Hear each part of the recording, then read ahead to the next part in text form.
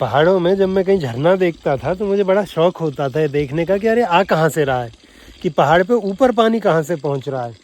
तो कई जगह जैसे कोशिश भी करता। तो अभी यहाँ आए हम, नीचे एक झरना है।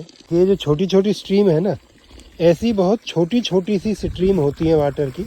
यहाँ पे गांव वालों ने बना रखा है इससे पानी अपना नहाने वाने के लिए, पीने के लिए। तो इनसे ही बन के छोटी छोटी जाती जाएंगी और आगे चल के इतना बड़ा झरना हो जाता है कि आप मतलब विश्वास नहीं कर सकते कि ये पानी ऐसे ही छोटी छोटी इन जगहों से आया है।